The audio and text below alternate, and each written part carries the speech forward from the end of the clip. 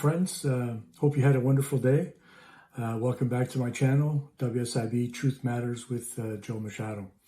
As I had indicated in my Sunday video, I was going to go through some of the details concerning the WSIB's reversal of their previous policy dealing with the matter of a pre-existing condition and how that impacts the non-economic loss and the overall level of impairment for an injured worker. And this, again, just to recap, it was based on a class action lawsuit that had been launched by an injured worker, which caused the WSIB to reverse their position, and rightfully so. So I'm going to go through the actual memo from the WSIB, an internal memo, as to how they were going to address the reversal of that policy and how that would impact non-economic loss benefits for claims subsequent to 2012. You may or may not fall under this particular category. If not, you're probably going to hear a lot that really doesn't pertain to your claim. I'm also going to talk about the specific tools that that I've developed that are provided through my company, WSIBsettlements.com, to help injured workers address this very important issue. So I'm going to get right into it. I'm going to be referring to an actual memo, an internal memo from the WSIB. And I will be putting it on the screen so you can follow along with me. But this memo is from Kate Lamb, the Chief Corporate Services Officer, Brian Davis, and the Chief Operating Officer of the WSIB. It's dated December 15, 2017, which was when they did this reversal. And it deals with the matter of pre-existing conditions and permanent impairments. So their previous policy caused the WSIB to go in and indiscriminately deduct significant portions of a non-economic loss award for an individual who had a pre-existing condition for that same area of the body. So if you had, for example, a permanent impairment for your low back as a result of your work-related injury, and if you had a pre-existing condition for your low back, then what the WSIB was doing was deducting a significant portion of that. They pretty much assigned a percentage to deduct it from your non-economic loss award, which had some very significant ramifications, not only in the actual recognition of the percentage of the NEL award itself, in terms of the money that it would yield, but also the more important aspect of employability, and whether the WSIB considered that pre-existing condition, even though it was asymptomatic, to be a significant barrier to employment, and therefore used as a means to deduct or reduce loss of earnings benefits, which isn't fair. So as they say here in the first area that I've highlighted, to clarify, in all cases, a pre-existing condition must be contributing to the degree of permanent impairment in order to reduce the degree of permanent impairment for which a worker is entitled to a non-economic loss benefit. So again, if that pre-existing condition is asymptomatic, so in other words, it's not giving you any issues or any problems with respect to your ability to perform your job prior to your accident, it shouldn't be used to reduce the degree of permanent impairment to your NEL. And that goes to the core of this reversal policy and the reason why there was a lawsuit to begin with. because the WSIB was applying a policy that many say was illegal, done behind closed doors, and implemented without proper guidance. So I believe that to be true, as I do not trust anything the WSIB does on their own. Excuse me.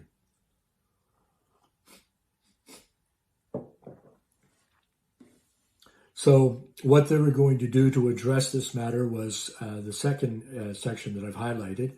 The WSIB will be reviewing NEL decisions made since 2012. So you would have had to have had a claim that had yielded a NEL decision after 2012, where the degree of permanent impairment has been reduced due to a pre-existing condition, and adjusting the NEL decisions is appropriate to reflect the following clarification based on the date of decision. So again, they go into basically what they need to do to go and rectify that matter. So they're talking about, in the first instance here, decisions that were made on or after November 1st, 2014, which is when they implemented that policy. And basically what they're indicating is that the policy 180503, determining the degree of permanent impairment, provides that if a pre-existing condition is contributing to the degree of impairment to the same area of the body as the work-related permanent impairment, it is factored out of the determination. And that's very important, that, again, if it's asymptomatic, why should it be deducted from that overall impairment? It shouldn't be. To establish that a pre-existing condition is contributing to the degree of permanent impairment, it must be determined that it would result in a permanent rating on its own. So on Sunday, when I talked about this, and I said that they should have taken the condition that existed after the injury, for which a non-economic loss would be assessed and a permanent impairment would be awarded based on clinical findings, and then look at the pre-existing condition, if such existed prior to the injury, and whether or not that pre-existing condition had any restrictions or limitations that had prevented the worker from being able to do their job. And only then, if it yields that it did have some restrictions, then okay, then they would have to assess what those restrictions were. But if not, it should be entirely factored out of the equation.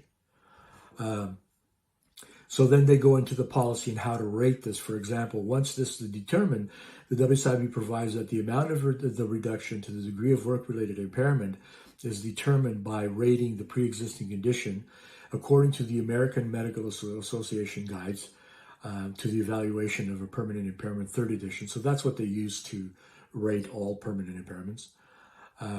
Or estimating the medical significance of the impairment caused by the pre-existing condition, where the pre-existing condition is non-measurable, but the evidence demonstrates that an impairment associated with the pre-existing condition existed. So, in other words, if there was an impairment, and I'm now getting into the second page here of the memo, as you'll see here on the clarification at the top of the page, the pre-existing condition in its own impairment, then they go into the process of how to establish that permanent impairment is contributing to the degree of impairment related to the accident. And it also must be determined that it is an impairment as defined in the American Medical Association guidelines that are used for rating permanent impairments. So they can't just arbitrarily say, well, we're going to assign the 12% value to a 25% NEL award, and that 12% value is because of this pre-existing condition. So if there is, there is evidence that there was a pre-existing condition that was causing some issues, they would have to rate that on its own and look at how it would be rated using the American Medical Association guidelines, and then use that number to deduct from the permanent impairment. I know they go through a lot here to pretty much say the same thing in ways, but the way I look at it is this is right from the horse's mouth.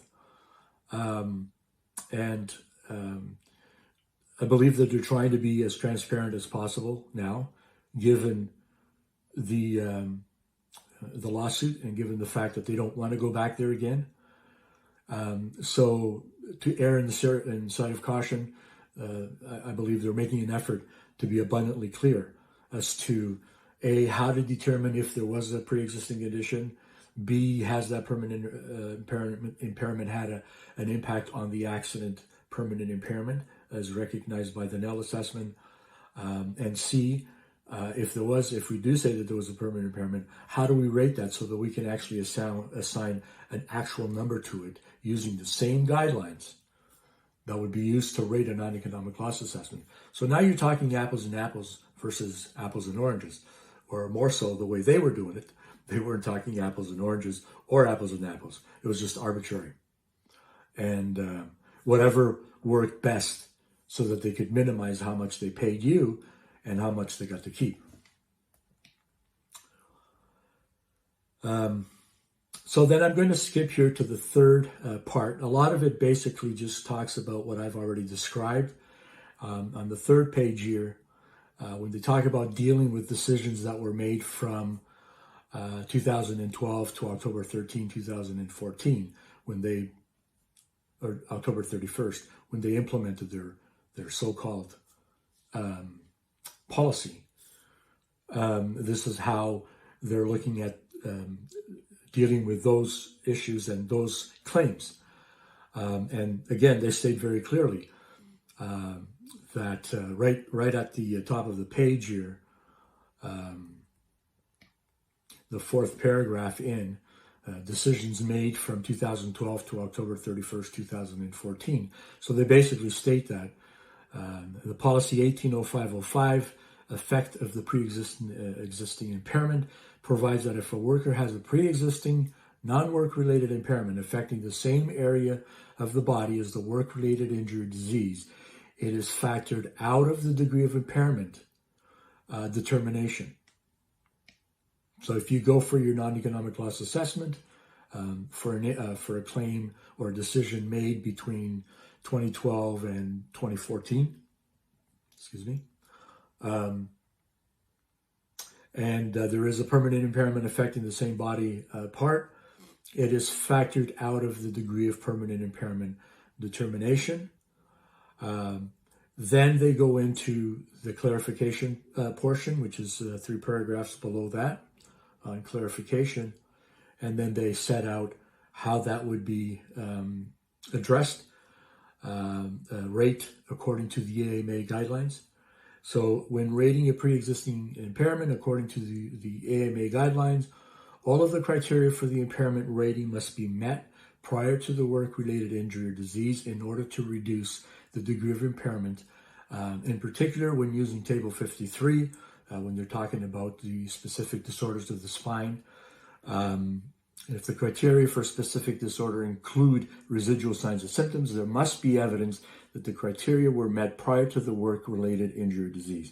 So again, if that criteria isn't met, and if there isn't a way to determine that there was an actual permanent impairment rated in the same manner at the time of the injury set out in the AMA guidelines, then it should be factored out of the calculation. I'm going to go to perhaps the most significant part of this memo that gives me some confidence that that what they're doing is actually in the best interest of the worker, and that it's not just another smokescreen, that they're going to go in and do something and do absolutely nothing or do the absolute minimums that they can. And that is the matter of dealing with Tribunal Jurisprudence. So The Workplace Safety and Insurance Appeals Tribunal, as some of you may know, is an independent governing body, an appeals organization that is also under the umbrella of the Ministry of Labor and under the Government of Ontario. And that organization has the power to overturn and overrule decisions made by the WSIB. And these decisions would be made by the Workplace Safety and Insurance Board's appeals officers in the WSIB's appeals branch. I went before the tribunal many, many times, and my staff, and we're very familiar with their practice. And the Workplace Safety and Insurance Appeals Tribunal, all of their vice chairs are lawyers. So they're very affluent in the law. They understand the law. They understand and have a very good working knowledge of the Workplace Safety and Insurance Act and the other previous acts before that, the Workers' Compensation Act. They have a very good understanding of WSIB policy and how WSIB policy is formulated. And so when they make a decision, it's pretty much a very solid decision and very based, very sound in terms of the application of the law. And I can tell you, I can count on this hand here, how many times my firm requested a reconsideration of a tribunal decision. Very, very, very rare. And the threshold in order to get a redetermination or a reconsideration of a tribunal decision is very narrow. So I do put a lot of stock into the decisions that they make. When we talk about jurisprudence, these are decisions that there's a body of evidence where the tribunal has made decisions using that body of evidence and the process that was used with that evidence to make decisions, and how they applied or interpreted the WSIB acts or policy in making decisions. And so that establishes what they call jurisprudence. And essentially, when you're arguing a case before the WSIB, whether it's before a claims adjudicator or a case manager or the appeals branch, anytime that you're able to provide a Workplace Safety and Insurance Appeals Tribunal decision or decisions that are closely aligned to the argument that you're presenting, in other words, the case that you're presenting, and that there are some very significant similarities that could cause the WSIB to consider that information and make a decision in your favor, it's always advisable to do so, and we always did that.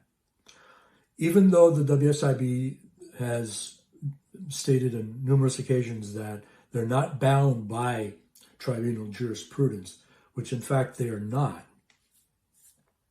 it makes sense that if a lawyer versed in the law is making a decision and is supplying sound evidence and applying the proper policies and legislation when making that decision, it's very difficult for the WSIB to turn a blind eye to that and say, no, we disregard all of that. We're going to stick to what we're doing.